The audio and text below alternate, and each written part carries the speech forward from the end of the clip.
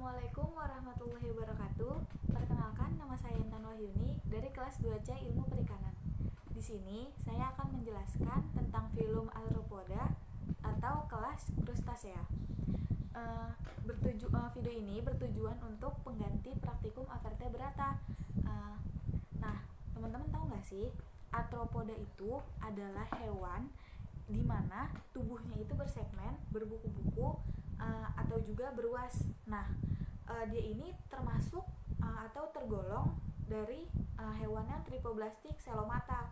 Nah, sedangkan kalau kelas Crustacea, kata Crustacea itu berasal dari bahasa Latin, namanya Crustacus atau animal, dan atau hewan yang bercangkang.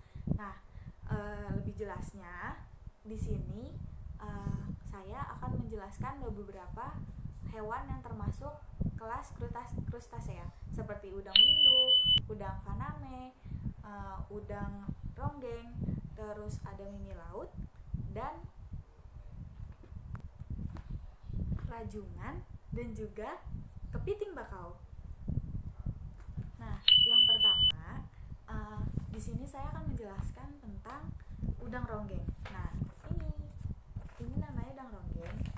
Udang ronggeng ini atau biasa disebutnya Harpiosquilla. Nah, si Harpiosquilla ini atau udang ronggeng ini memiliki duri-duri yang keras, terutama di bagian kepalanya atau di bagian antenanya. Nah, untuk badannya sendiri, badannya itu bertubuh besar, kulitnya keras karena mengandung zat kapur. Nah, dia juga memiliki duri-duri yang keras, terutama di bagian atas kepala dan antena. Nah, jadi di bagian sini itu tuh ada duri-duri kerasnya gitu.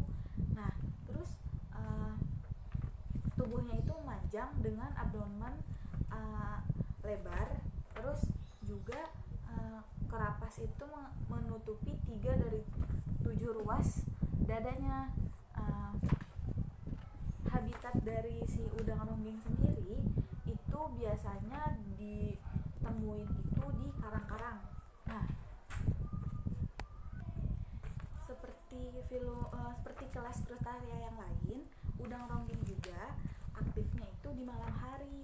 Jadi ketika malam hari si udang ronggeng ini akan aktif untuk mencari makan, yang terdapat jenis-jenis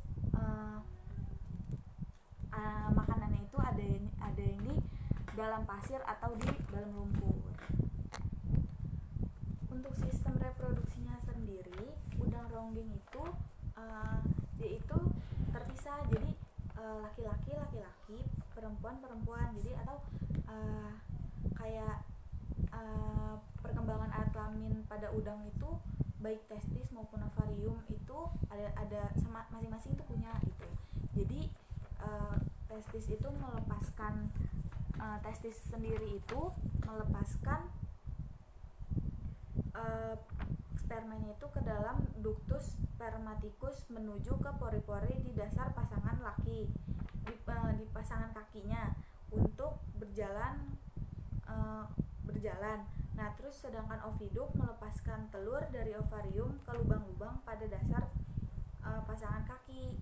Jadi ketika dia bereproduksi, baik perempuan maupun laki-laki, itu seperti hewan pada umumnya gitu.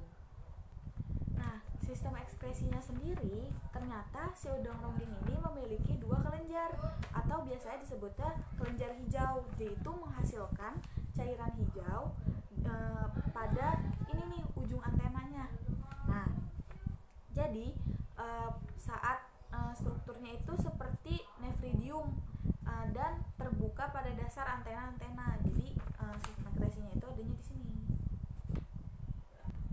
Yang kedua ada udang faname.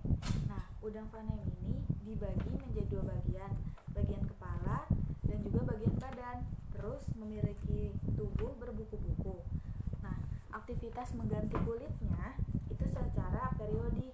Nah, habitatnya itu adanya di air tawar dan juga banyak di seperti atau biasa tuh menghabiskannya itu di air payau. Nah, terus biasanya juga si udang faname ini dia akan melepaskan telurnya di tengah laut. Nah, sehingga telur itu terkena gelombang atau arus hingga ke pesisir dan akan menetas di pesisir. Untuk sistem pencernaannya sendiri itu ada 3 bagian, ada tembolok, terus lambung otot, dan juga lambung kelenjar. Nah, untuk sistem peredaran darahnya, si udang faname ini memiliki sistem peredaran darah terbuka karena beredarnya itu tanpa di bagian dalam pembuluh darah, jadi ada di luar. Nah, untuk sistem reproduksinya bersifat desis, ada jantan, ada betina. Yang ketiga, ada udang windu. Nah, udang windu ini memiliki tubuh yang keras dan berwarna biru agak kehijauan. Nah, udang windu ini juga terbagi menjadi 2, kepala dan juga badan.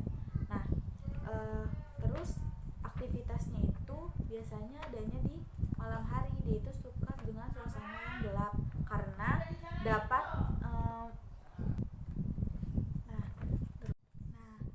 si udang windu ini biasanya habitatnya ini ada di laut. Terus dia juga ternyata bisa memakan jenisnya sendiri. Jadi biasa tuh hewan krustasea sendiri bisa disebut dengan kanibalisme. Nah, reproduksinya sendiri terbagi atas jantan dan juga betina. Untuk sistem pencernaannya hampir mirip atau sama dengan krustasea lainnya, yaitu ada tembolok, terus lambung otot, dan juga lambung kelenjar. Nah, untuk sistem peredaran darahnya itu terbuka. Nah, untuk respirasinya si udang windu ini menggunakan insang. Yang keempat, ada rajungan. Nah, rajungan ini berbeda dengan kepiting bakau. Dari segi tubuhnya, rajungan ini yang memiliki tubuh yang ramping dan memanjang. Nah, terus capitnya juga, kedua capitnya ini nih, nah ini tuh panjang. Nah, dia juga memiliki warna yang lebih bervariasi atau mencolok dibanding kepiting atau kepiting bakau. Nah, terus habitatnya ini adanya di pantai, dan juga ternyata si rajungan ini lebih senang membenamkan diri ke dalam pasir.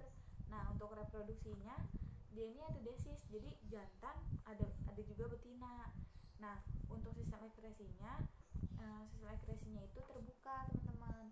Nah, jadi sistem pencernaannya pun hampir sama dengan si krustasea lainnya. Jadi gitu.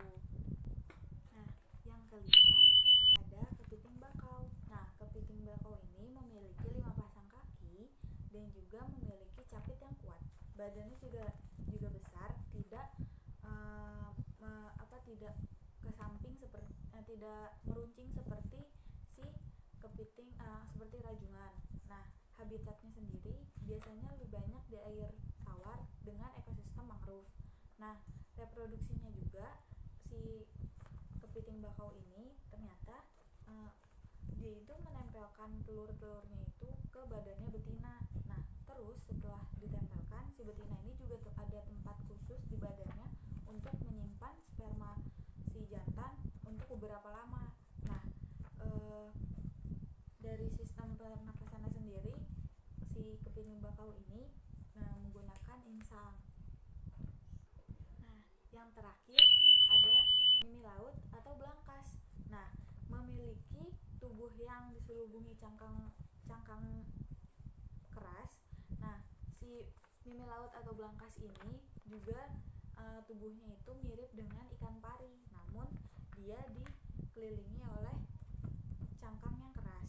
Nah, terus bagian tubuhnya juga terbagi menjadi 3, ada kepala, badan, lalu ekor. Nah, di bagian kepalanya ini ternyata dia mempunyai 9 mata. Nah, untuk di habitatnya sendiri, habitatnya itu ada di ekosistem mangrove.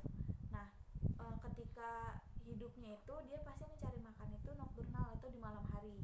Nah, untuk mengandalkan ketika dia makan, dia itu mengandalkan rambut-rambut halus yang ada di kepalanya untuk mencium bau. Nah, untuk reproduksinya, dia ini memiliki reproduksi desis, ada jantan dan juga ada betina. Dan saat musim kawin tiba, si para belangkas ini akan bermigrasi ke pantai yang berpasir untuk menaruh telur-telurnya. Nah, kan tadi sudah tahu kan ada 6 jenis yang termasuk kelas krustasea. Nah, 6 jenis itu juga mempunyai manfaat untuk manusia seperti udang-udangan yang untuk konsumsi, terus dari kepiting bakau sampai rajungan itu juga memiliki fungsi untuk konsumsi. Nah, sedangkan mimi laut atau belangkas itu tidak sebaiknya untuk tidak dikonsumsi karena keberadaannya pun sekarang sudah mulai jarang.